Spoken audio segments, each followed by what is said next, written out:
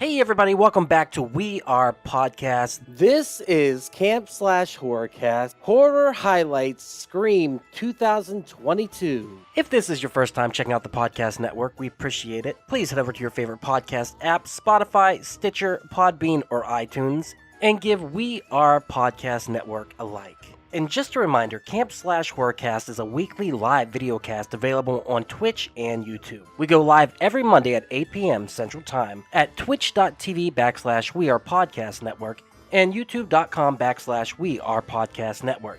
As the Camp Slash Horrorcast is live, I will not be editing the audio for this podcast. So what you saw live is what you get here. Please come watch the stream every Monday at 8 p.m. And if you want to see the previous streams, go check out our Twitch or YouTube channel. And for a full list of future films we'll be watching, please head over to Facebook, Instagram, and Twitter at /WeArePodcast. All links can be found in the description. And with that, on to the Horrorcast.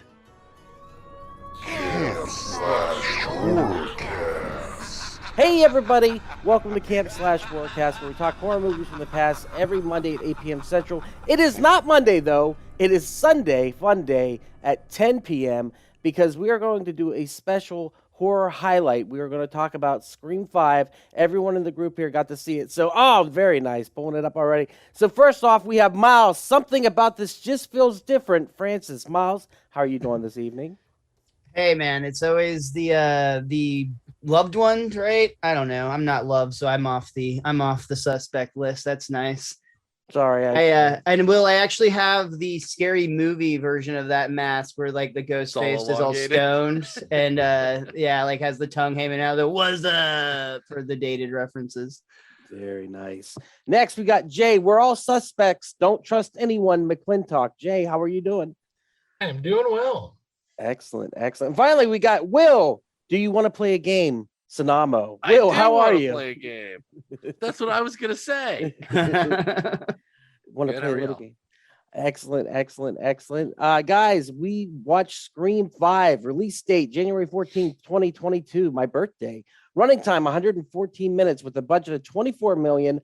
Box office 84.9 million. This bad boy is making its money back. It is doing very well. Synopsis: 25 years after a streak of brutal murders shocked the quiet town of Woodsboro, California, a new killer dons the ghost face mask and begins targeting a group of teenagers to resurrect secrets from the town's deadly past. Let's watch a trailer. Oh, okay. Share the screen. All right, y'all see it? There's certain rules to surviving.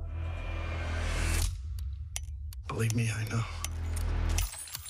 They always come back. The killer is a part of something in the past. This one just feels different. It is. Fuck me. Wow. The best quote. Wait, are we watching the right trailer? Yeah, I know. I thought it was a fake trailer for a second. 100% terrified. I've seen this movie before. Not this movie. The perfect movie villain. That's debatable. Fresh, brutal, genius. Mind-blowing twist. Did they just show the flamethrower from the fake Stab movie? They sure did, yeah. Dude, is it fucked up that I was like fully planning to come and defend this movie and this trailer's making me not like it as much? Like I feel like they're like overselling it with all these fucking captions. Only in theaters. I think it's the final trailer, so they had to put that all out there. Sure. All right, guys. Real quick, I want to talk our histories with the Scream series. Starting with you, Miles. What is your history? Scream 1 through 4. Like, kind of, what was your scenario of seeing those? One of my favorite franchises. I've seen them all in theaters. I even defend the third one, which is really hated and definitely the worst in the franchise, but still has its moments, including a fun cameo by Jay and Silent Bob. And I mean, why wouldn't you want that in your Scream movie? I don't know. But I am a passionate fan of both Wes Craven and this franchise. So I was very excited to see this movie. Right. And you saw everyone, even the first one in theaters? Even the first one, when I was like, what then? I would have been like 11 or 12 years old with, questionable, like parents with questionable ethics and movie watching for children. Excellent. Jay, what's your history with Scream? I've seen every one of them in the theater except for the fourth one. I saw the first one in the theaters. I was 15, just about to be 16. Saw the second one a year later. Saw the third one in freshman in college. Then the last one I waited to watch on demand. There was enough time.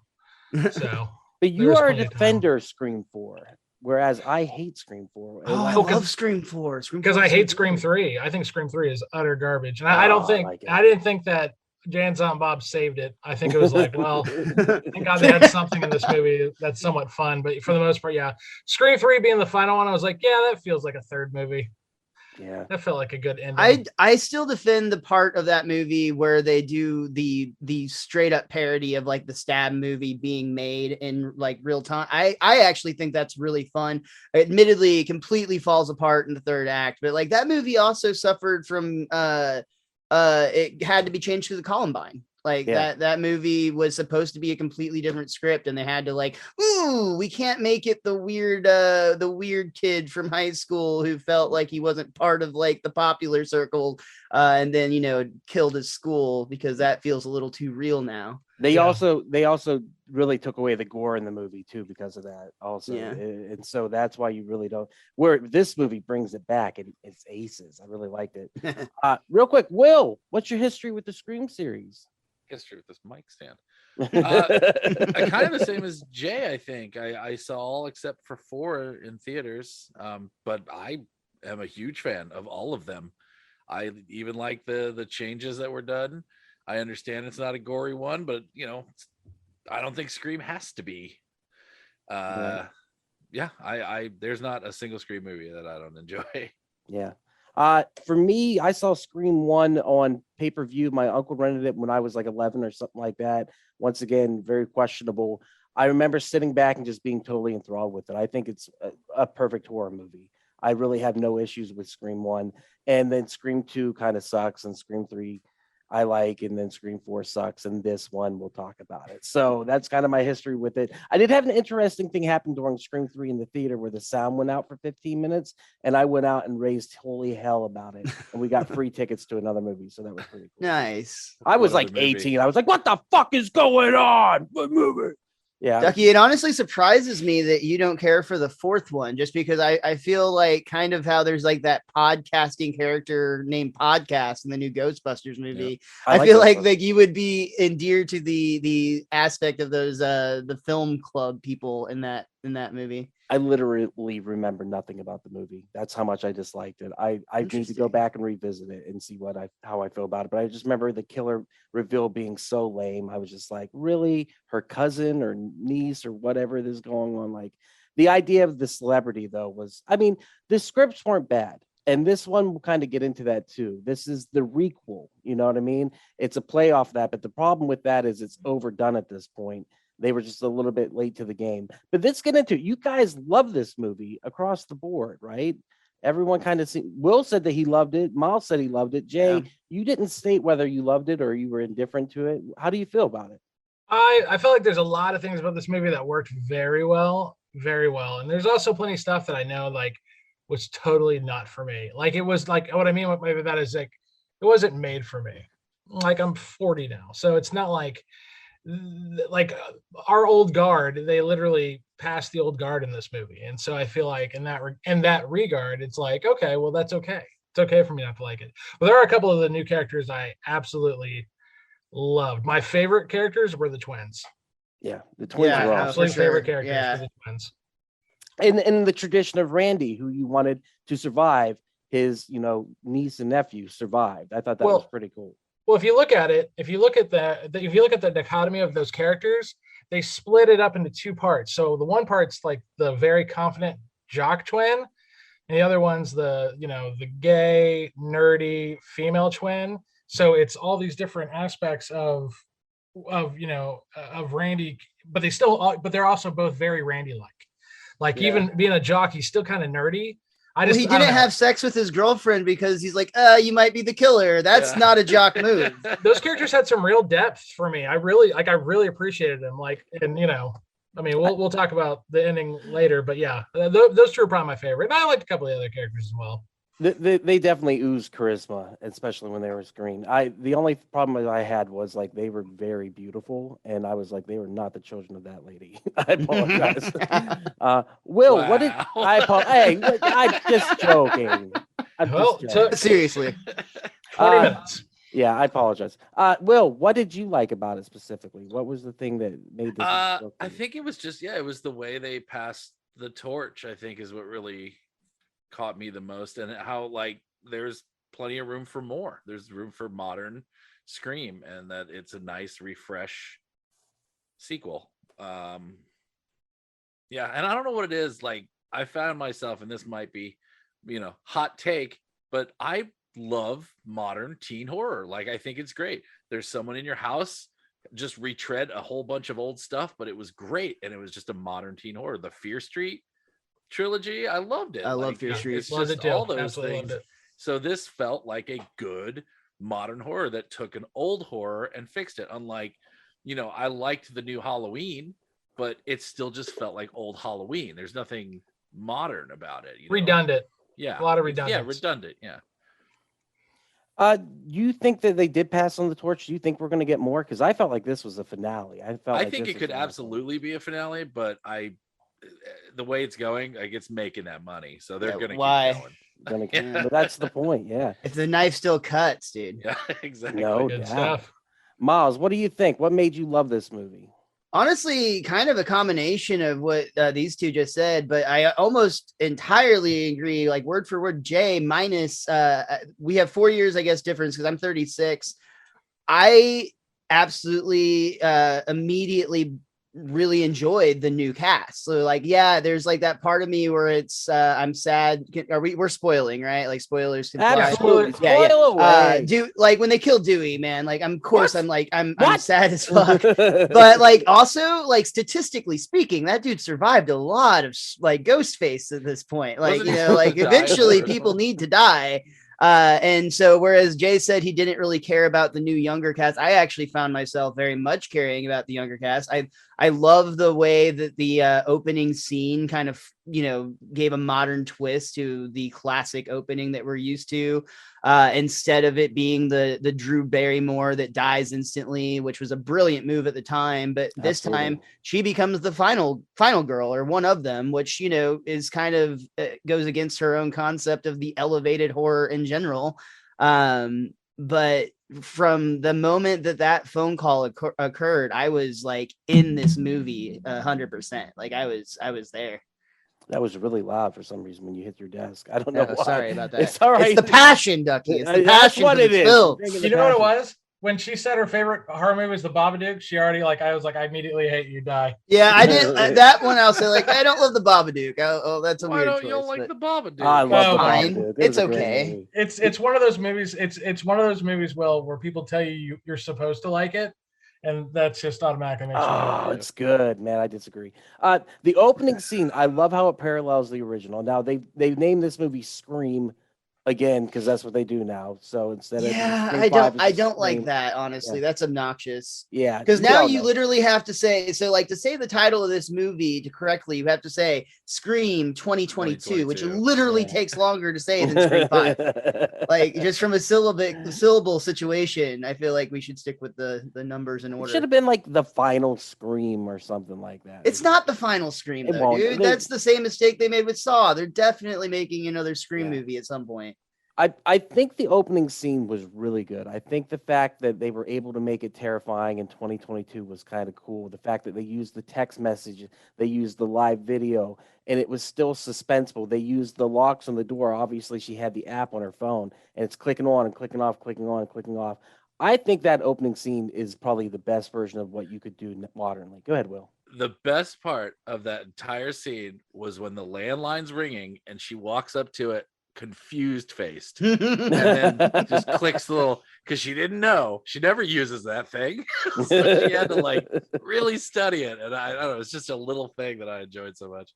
Yeah, and at first I didn't care much for her as a character. I was just like, okay, she's playing into it hook, line, and sinker. Would you really stay on the phone with somebody that long who's calling to talk to your mother? you know. But I was just like, it's a movie, go along with it. And the attack was brutal. The fact that he stabs her through the hand, and you see it, that was great. and I thought she was done for. So whenever she was still alive, I was like, "Oh, that's a cool little twist, right on. You've actually let your opening character survive and become a major part of the story." I thought that was a really cool twist. I thought that was nice. As for the rest of the movie, it was hot fucking garbage. I could not stand this movie. Jay goes, what'd you think? And I turned to him and I said, hot garbage. Like, because for me, you're none being of it. serious. Yeah, none of it worked for me. It did not click for me for some reason. I've got a litany of notes on why it doesn't work. But the biggest thing is the characters, the legacy characters, bringing them back in. They are pointless, excluding Dewey. Dewey was awesome, but Sydney really does nothing. She brings nothing character-wise, and Gail Weathers looks like a fucking Muppet. I don't even know what's going on. It was you hard to look age-shaming at her? Courtney Cox. I apologize. Gail Weathers, no. I'm not age shaming, but I will plastic surgery choice shame her because It's hard to emote through that much Botox. That's why I'm like, is she sad that he's dead? What's going on? But realistically, they just don't have anything to do. The characters, they're just there. And that kind of bothered me. Did you guys feel that they had a point in being in this story, or did it feel tacked on? Of course, it's her story. The point was to pass the torch. Yeah, and Dewey had to die. Yes, Dewey had to die so that Sydney would come to Woodsboro. That's yeah, a t-shirt. that was the Dewey had only to die. reason she came. But it's a wonderful. great reason to come. Yeah, 100%. I wish they gave him more though, because David Arquette was really good in this movie. But his death was so perfect because like that death he gave, like that's like the same kind of death that like. Have y'all seen Dune? No, I haven't seen it. Have you seen the new Dune? Well, okay, I won't spoil that then. But like that's Spoilers a for hero's everything. death. That's a massive hero's death he did. I thought that was just like it's like it's almost like he knows that he's probably not coming back from it. It gave me chills to watch. I like that Ghostface says it was an honor. I thought that was kind of a cool little. That was cool, honestly. Yeah, to be like, I got to kill this legacy character. But I just wish they would have given more. There was that funny little moment where the guy makes fun of him for something. He's like, "You must be the killer." That would cut. BJ both were laughing at that hysterically. I mean, obnoxiously long time. Like we probably should have shut up about 10 seconds earlier. But for me, other than Dewey, I don't feel like the other characters belong there. They feel like completely different characters. And I get it. They're supposed to move on the torch, but the lead character, Sam, is boring. I get it. She's Billy Loomis's daughter, but and she's schizophrenic or something like that. She's got a killer boyfriend, dude. Yeah, I mean, she does have a killer boyfriend. Very nice. But seeing Billy Loomis, I thought was cool as shit. Did that shock anyone else whenever he popped up in the mirror for the first time? Yeah. Oh yeah, for sure. Yeah, and he looked like that was some good digital de-aging. He looked really, really, really good. But it also makes Billy Loomis into kind of an anti-hero by the end of it because he points at the knife and he's like, "Get him." That part was Dexter, almost like Dexter. Mm-hmm. Yeah, definitely Dexter vibes going on. I love it and I hate it because, like I said, I don't like the idea of making him an anti-hero. He was a villain. He was straight villain. Yeah. So that was kind of, and also I my recommends later. You're gonna see that I picked the other two fifth movies that do the same thing where they do the offspring. So didn't they kind of like start that though? I can't. It was either the third or the second where it was someone else who showed him all the tapes and like convinced him to go crazy. I think it was the third one. Who was the killer in the third one? Oh, the her brother. The director guy. Yeah. Roman, or her half brother. Yeah. Because he he pushed Billy to become the original Ghostface. Real quick, I want to give shout outs to people watching Rap says bonus cast freaking sweet. Foreskin Awakens. I did not make that name up. That is real. It says, I was really disappointed. I didn't hate it, but my least favorite of the series. Gail looks like Pepe the Frog. Yeah, I wouldn't say it's my least favorite. 4 is, and we'll give our ranks later. But wait, you'd rank 4 less than 3? Dude, I yeah. 100%, okay, no, that's fine. That's opinions are great. I just think it's kind of a cliche to bring in kind of the daughter of the killer or the daughter of the main villain, or it happens a lot when you get this far into a series. So I don't know. That's kind of what Scream does, though. It's always some sort of the connection. You know, Yeah, they've done that every single. That's every single. it's movie not like that's they're been. ripping off something else. Like that is what Scream is. My question is, why didn't Jackie Connor know that? I don't think that's her name, but from the second movie, the killer from the second movie, Jackie O'Connell. Yeah. Why didn't she realize that she had a granddaughter? That part I was kind of like. And was the girl that he got pregnant the girl he was hitting on at the VHS store in the first movie? I kind of thought that was cool that they had. Good take, good pull. Oh, That's a wow. really good pull. Evidently, because remember, like Randy says, he goes, he's been out of prison for 2 days and he's already hitting on other women. What's going on? Also, Foreskin Awakens says the Meeks look nothing like Randy. That's what I said earlier. They're very, very attractive, and he is not. What Because about you the didn't meet dad? her dad, or you didn't meet her husband, or whatever. Yeah. Or mixed kids. Did anyone else feel like Stu was going to make a comeback? Like they were kind of Wasted. Yeah. I feel like it's still Opportunity. open there though, and that's one of the things I was going to bring up if we were talking sequels. Is I feel like that's a big reason that there's still a big door open for a sequel to occur. That's an easy, he lived and he's been in some sort of mental institute or something. Right. 100%. Have y'all seen those why fit it pictures? into this? There's enough of that. Have you seen those mock-up pictures where he looks like Jigsaw from The Punisher? No, I haven't seen it. That sounds That was a hot rumor going around that you're going to see him, and then when that girl goes, but who's playing Stu? And I was like, oh. I was I really really hoping like that that. was the killer, that he was going to come back, like you said, mental institute or whatnot. He wasn't killed by the TV. And then we were going to see that he orchestrated all this. And I really thought they were heavily implying that's what was going to happen. I would be upset if that happened. No, Stu that is wouldn't not work for the you? orchestrator. Stu is a like the follower, weak-minded crazy or man, just straight up crazy, He is not the easily Jigsaw, manipulated. so- I agree. No. I'm saying he looks like Jigsaw from The Punisher. No, Like, I know. just all deformed. But I agree with y'all. He's not the mastermind. But if you had 25 years to kind of figure To shit stew out about it. Yeah. Yeah. There we go. Very nice. Mm. It I'm might outta make here, you want to guys. scream too. That's the high note of the podcast. We should just call it, y'all. I think it'd be really interesting to see maybe Sam, eventually goes to seek some help for this vision of her dad that she is seeing all the time, and then runs into old friend Stu in like a mental facility getting help. Yeah. That would be an interesting way to tie That's- him into a future story. That's totally a 6. That's totally. I also just read one that of the I don't 6. know if this is true. It could just be a rumor, but Lillard played the flamethrower Ghostface. Yes, which is totally awesome. Oh, that's dope. They just put him in the costume. I felt like there were too many emotional scenes too, where characters were just like me and Jay said, that was a long movie. And Jay said it was an hour and 30 minutes. I was like, no way, that was an hour and 30 minutes. That's Because so the funny. entirety of the end of the first act and beginning of the second act is just the sisters hugging and long conversations about how much they love each other and regret each. Like, I was just like, come on, let's get on with the fucking movie. Like, I need to see Ghostface because he disappears for like 40 minutes of the movie.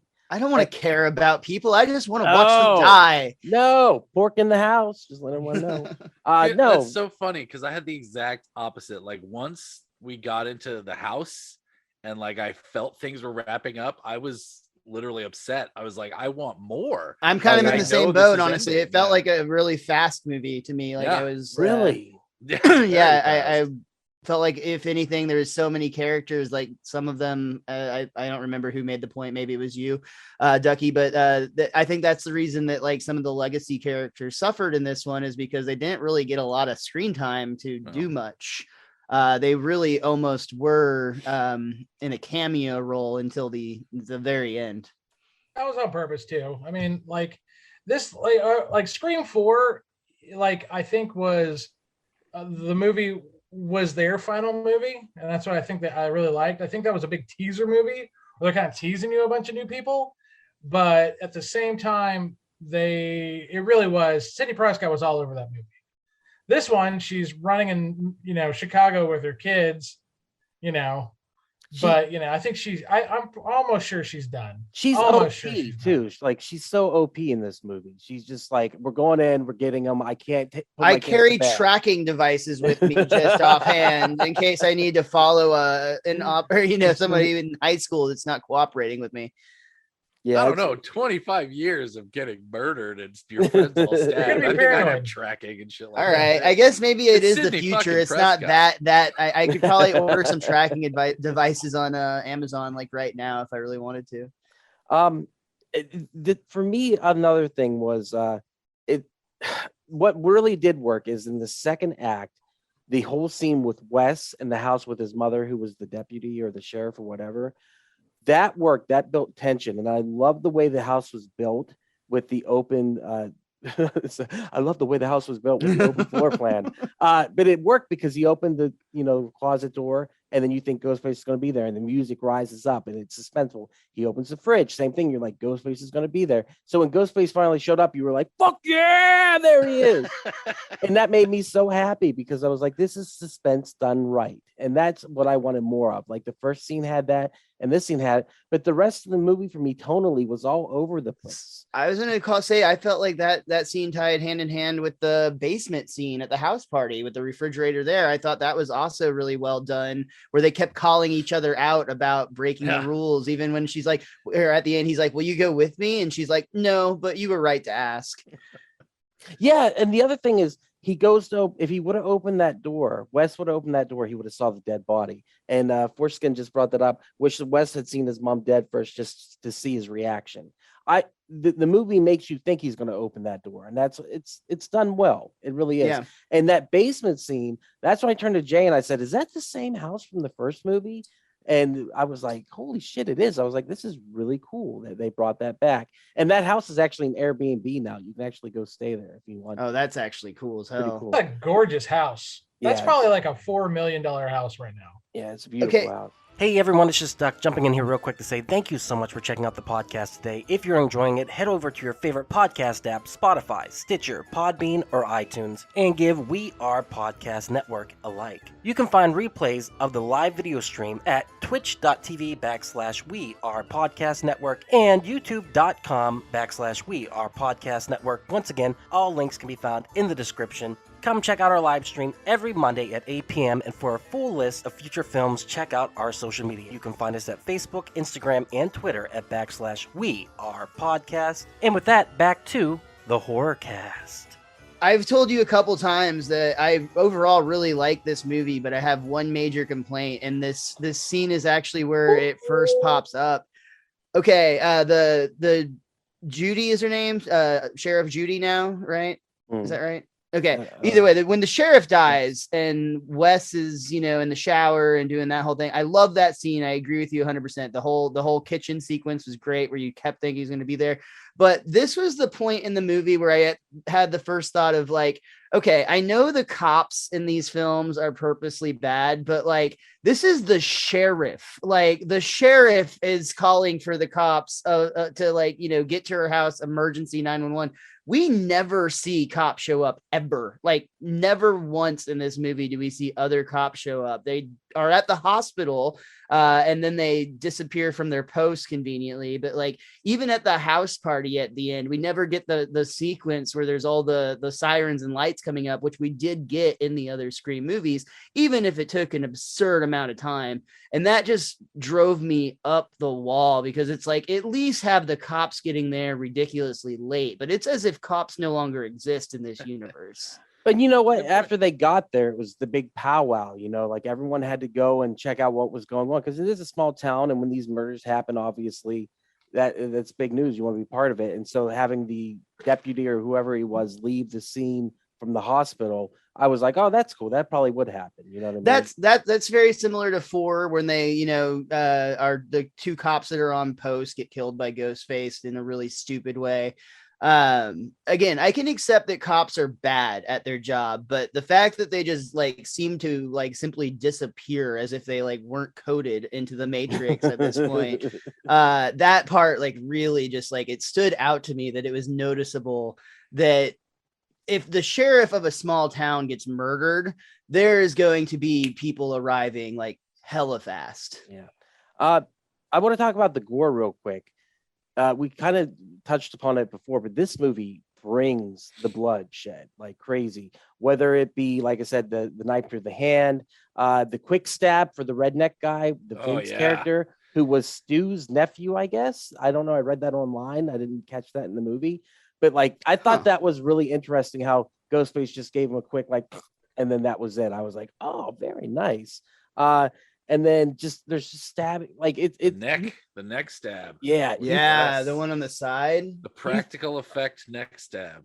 For the first time since the first movie, you feel every knife slash in this movie. I don't know if it's the sound effects with it. I don't know if it's how visceral it is, but I was like, holy shit, that is no joke to be stabbed. Like, it was terrifying, and I was there all the way. I thought it was great. I got a question. Was Scream probably like the one franchise with like the most? I mean, I guess maybe them and Nightmare on Elm Street are probably the two franchises with like the most kills with the same weapon.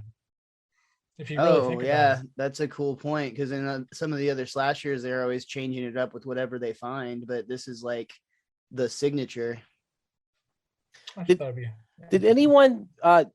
Foreskin brings up, and I thought one of the legacy characters would die in it. He's talking about he thought there would be a house fire at the end. But did you guys expect one of the legacy characters to be killed? I know Jay had it spoiled for him by an article online, right? Didn't you? Yeah, just clipped on the right article, and then like it literally goes, David Arquette on his shocking death, and I'm like, that's just a bad lie. And I don't know if you guys know this or not, but David Arquette's not exactly swimming in movies right now. So when it's a shocking death of David Arquette, I'm not picturing Buffy the Vampire Slayer the movie. I'm pretty sure it's Dewey. How about you, Will? Sorry, go ahead. I didn't like the fact that, I'll tell you a problem I really did have with Gail, since you referred to him as her best friend. That felt like such a line that like Courtney Cox made them put in because of their actual relationship. You killed my, my favorite guy. It just... You could have been like, you killed the love of my life. If she'd have said that, I would have been like, you killed the love of my life. That would have been pretty badass. Especially when you think about how, she gave him that huge guilt trip about how he was the one who actually ended the relationship. It wasn't even her who did it. And I thought that was a wasted opportunity to kind of like seal like that character, like her vengeance for his death. I think it could have been a little like for the most part, if I were to like score this movie like on 100, I'd probably give like an 80%. But I think like just the only things I would fix are just a few wasted opportunities. Yeah, absolutely. Let's talk about the killers. Big spoilers here. It's the boyfriend. It's always the boyfriend. We got to go back to the original movie. And I do love that Dewey literally called that in like the first, like one of his first lines of dialogue was essentially, "You're the killer." You're the killer. Right there. Boom. And he meant it too. He was like, "You're the killer." Yeah. And then he had to be, and Jack Ryan's really good in this movie. Like really good. I imagine Jack Ryan's going to have a huge fucking career, because between this and The Boys, you can just see the talent oozing from him. I mean, obviously, I felt the same way about the youngest daughter, the original one that gets attacked at the very beginning. She seems like, and she's also, they just happened to play a trailer that I was excited about, that I went back and watched and realized she's going to be in that new movie coming up, X, that new horror movie that's coming out. So I thought the acting overall in this was really good, but yes, the boyfriend and the original girl who got stabbed in the hand, I thought were the standout performances. Absolutely. The other killer being Amber, because she lived in the house. Yeah. I was like, what? I was like, all right, I guess that's easy enough. She's the It did get to a point where there's like, oh, there's literally no one else it could be, like from an accessibility standpoint. Well, it was so weird because she all of a sudden was like super crazy. Like she was like, and off the wall bonkers. And I was like, I get it. Maybe she's adrenaline rushing or something like that. And the killers always act a little bit. And I guess she was supposed to be Stu-like. And Matthew Lillard played it up to the nines, But I did like one line when she shot the girl, brain buster, and then she goes, now starts act 3 or however she said it. I was like, okay, that's pretty cool. I was like, right on. I dig that. The reveal of the killers. Did you guys feel satisfied with that? Will, did you feel satisfied with their motives? I did. It was a well-placed attack onto the crazy fanboys of the world that have to own everything that they watched as a child, and feels like that, they're the only ones who can possibly come up with a good story, because it's theirs, because they watched it, because they have a memory of it as a child. And I think it was a good way to kind of just hear some psychos who want to bash on the new Stabs. Stab they've allegedly never even seen. I did like that part, actually. Oh, that's when I knew it. I caught it at the beginning when they had that weird look. When they had that weird look in the hospital room where they're like, oh, they know each other. What the fuck is going on? So the whole time I'm sitting there going like, I don't believe. But they did a good job of misdirecting to everyone. They gave everyone just a little bit of sinisterness, and especially with the characters joking about their friend being in the hospital. They're like, well, maybe she'll die. I was like, as morbid as that casual. That's a real conversation though. Like, people that's more to real life with my friends for sure than it is, to not see it. Yeah, people just talk like that, and I thought that was pretty good. Foreskin said Amber reveal happened so quickly I didn't have a chance to be shocked. Yeah, but I think that's the fun of it, is that she's just like, I'm the killer, bitch, and then blows her away. I thought that was really cool. As for motives, I didn't get that, Will. I appreciate you breaking it down for me, because I'm stupid. I did. It was convoluted for me. I was like, why is he doing this again? How about you, Jay? Did it work for you, his motives and the killer? Actually, I believe his motives worked for me more than hers did. It almost felt like she was almost possessed by the spirit of the house, and that's what got her going. I like but that's obviously a different. But it was the fan. That's a very elevated horror take. Maybe that's what part 6 will be about. No, but his motive, the toxic fanboy, oh my god, that is. But she was right along with that, because they had met through the fan forums. You know what I mean? Yeah. It was a very short bit where they kind of explained all that, but they hooked up based on these forums, and that's how they found each other. I think, I guess I'll say this. I think his acting was just a little bit better for me too. For sure. Yeah. And so, I mean, granted, I think his acting pedigree is, pretty decent as well, with his parents, being Meg Ryan and Dennis Quaid. So I think, maybe that had something to do with it. But yeah, I loved how crazy he got towards the end, how you're ruining it. You're ruining everything for me. And when you talk about the insane fanboy, I was like, yes, this is the guy we laugh at. This is another movie that's for kids. This is a movie for teenagers.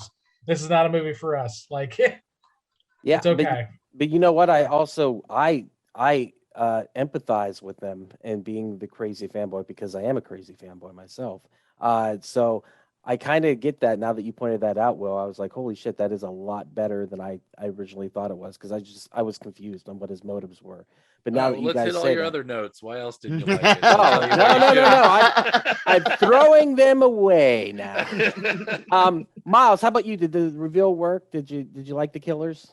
Yeah, I did. I did find that I kind of predicted it early on as well, but I didn't think that really took away from the reveal. And very much what Will said, I think they even had a pretty big Ryan Johnson reference, kind of, alluding to the idea that, how many people are upset with him about Star Wars and whatnot. But it was even part 8, Stab 8 is the one that he directed. So yeah, there's definitely some weight to that. And that 100% worked for me.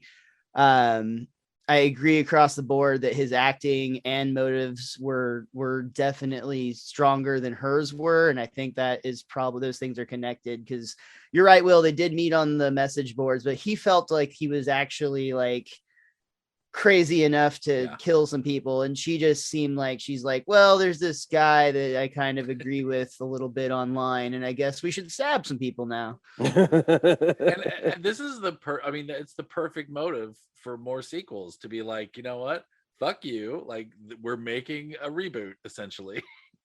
And this is how we're gonna do it, by making fun of literally you know. Pointing the finger at the audience.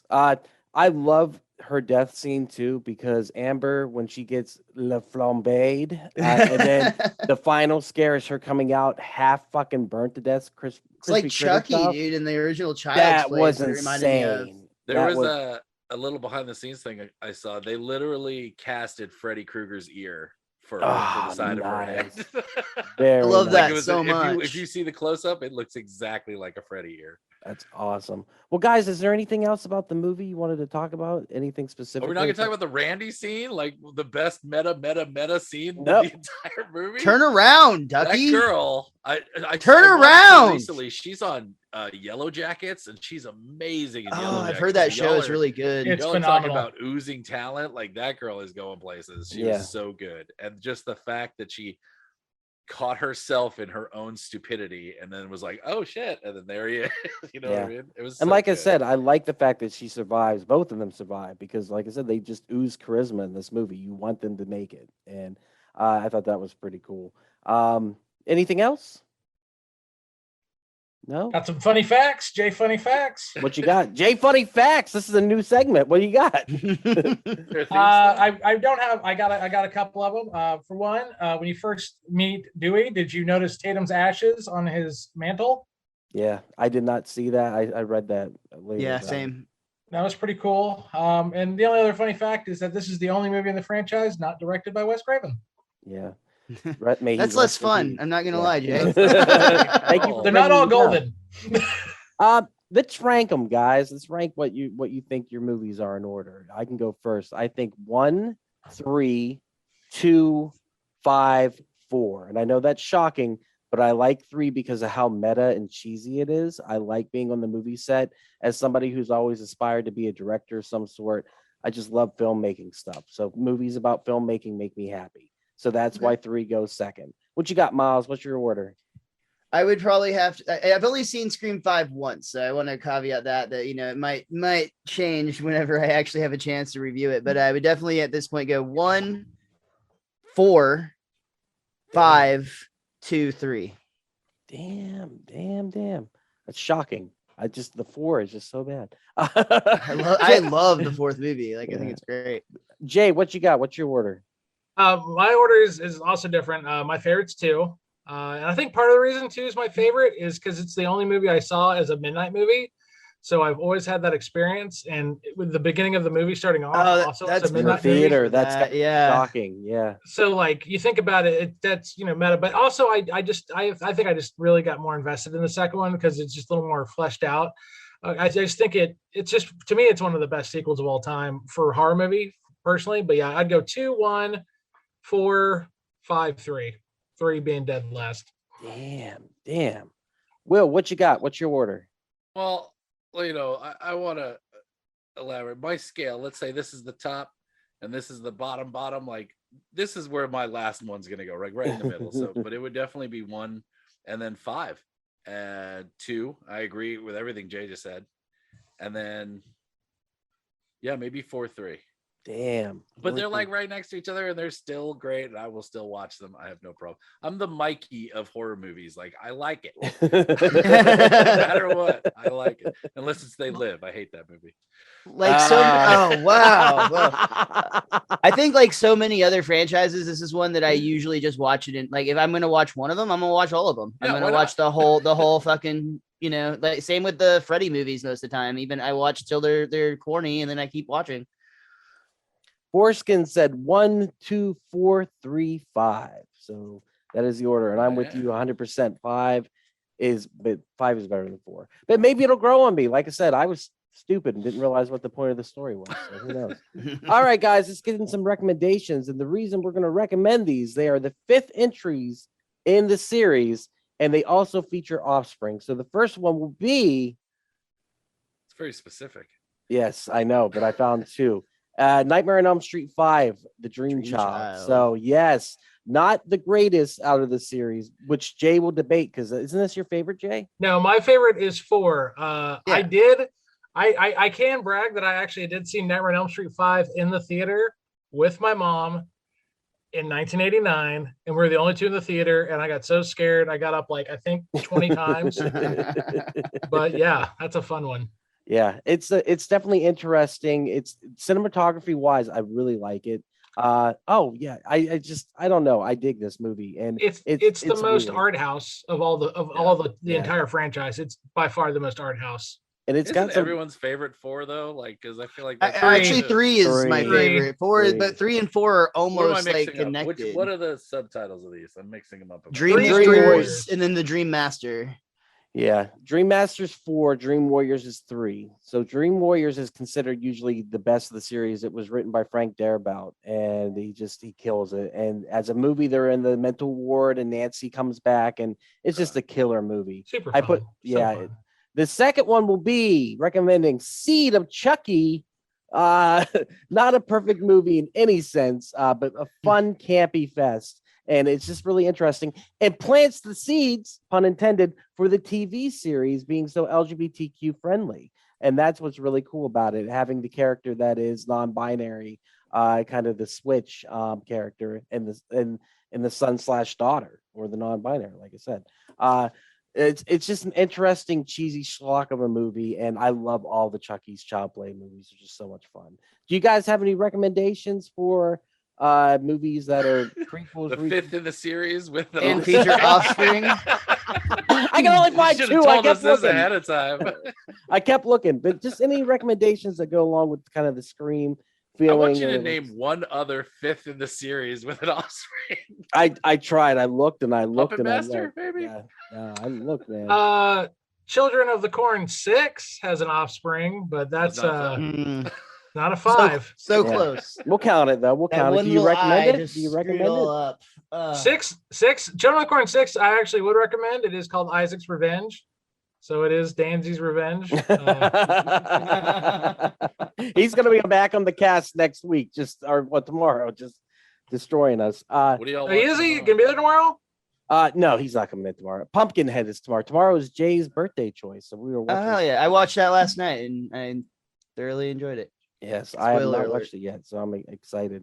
Well, guys, any recommendations at all? Anyone have anything or no? It's all good. All right. Well, Miles, tell them where you can find you on the internet.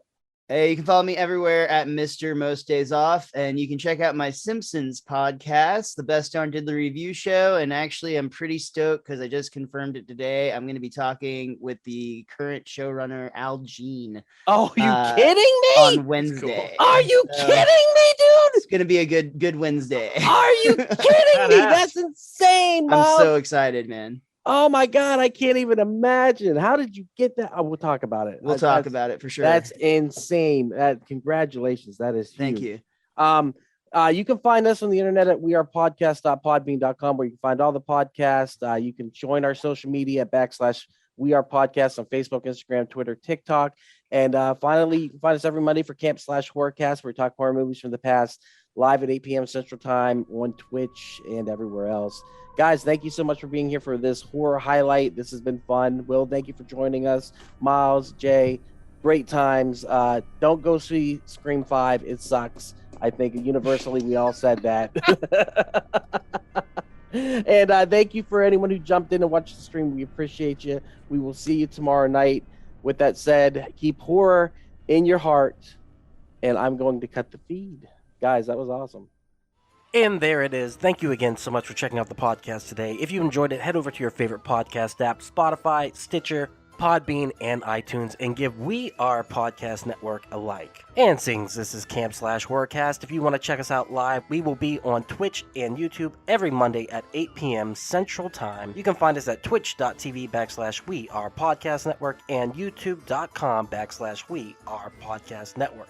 And if you've enjoyed this podcast, you're going to love the other podcasts here on the We Are Podcast Network. We have We Are Air, where we talk movies, entertainment, whatever the fuck we want to talk about. That's me, that's Jake, and that's Javi. We're breaking down that pop culture, and we're having so much fun. And don't forget to check out We Are Bagu, a video game podcast, where we talk Atari to Steam and everything in between. That's me and Dr. Ethan Eastwood breaking down all that video game lore, heroes, Gyros, a Dungeons and Distractions side quest. Me and the boys were playing some D&D. You can start that one from Season 1, Episode 1. It's a blast the whole way through. And I hate being sober. Personal stories from epic people. I sit down with some of my favorite people of all time. We talk about their trials, their tribulations, and their journey this far. Also, check the links in the description for our social media. You can find us at Facebook, Instagram, and Twitter at /We Are Podcast Network. With that said, hopefully we see you in the live stream.